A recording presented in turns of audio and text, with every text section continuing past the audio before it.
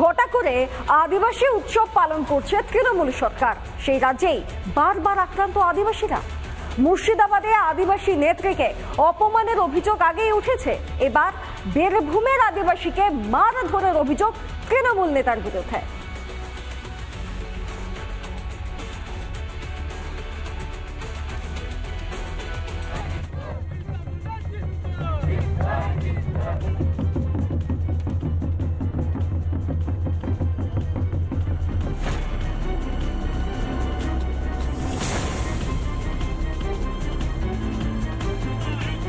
কদিন আগেই মুর্শিদাবাদে দলের আদিবাসী নেত্রীকে কটূক্তি করার অভিযোগ উঠেছিল তৃণমূল নেতার বিরুদ্ধে, আর এবার সরাসরি আদিবাসীকে মারধরের অভিযোগ পাশের জেলার শাসক নেতার বিরুদ্ধে।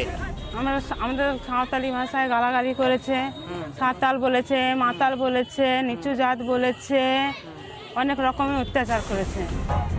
অভিযোগ, রাতে বাড়ি ফেরার পথে রাম মুর্মুকে মারধর করেন তৃণমূলের অঞ্চল সভাপতি তরুণ গড়াই ও তাঁর দলবল। প্রতিবাদে এদিন দুবরাজপুর পথ অবরোধ করেন আদিবাসীরা। 4খানা মোটরসাইকেল আর 1খানা মানে বোলেরো ওরা চলে আসছে, বুঝলে। যে ব্যক্তি ছিল আমাদের পিছনে সে হচ্ছে তরুণ গড়াই, ও 4 চাকাতে ছিল, আর ওর মস্তানগুলো ছিল সব মোটরসাইকেলে। পুরো মিথ্যা অভিযোগ।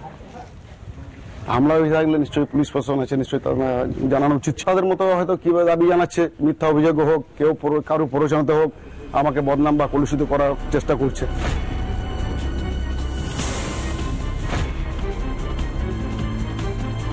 রাষ্ট্রপতি থেকে শুরু করে আজকে আমাদের বিভিন্নভাবে এই জনজাতি সমাজকে নিয়ে যারা বঞ্চনা লাঞ্ছনা করে চলেছে, মানুষ আগামী দিনে তার জবাব দেবে। 4 দিন ধরে আদিবাসী উৎসব পালন তৃণমূল সরকারের, আর সেই তৃণমূল নেতারাই কখনো আদিবাসীদের নিয়ে বেলাগাম, আবার কখনো মারমুখী হন বলেই অভিযোগ। এতেই সামনে চলে আসছে শাসকের আসল চেহারা, খুলে যাচ্ছে দ্বিচারিতার মুখোশ। রিপাবলিক বাংলা।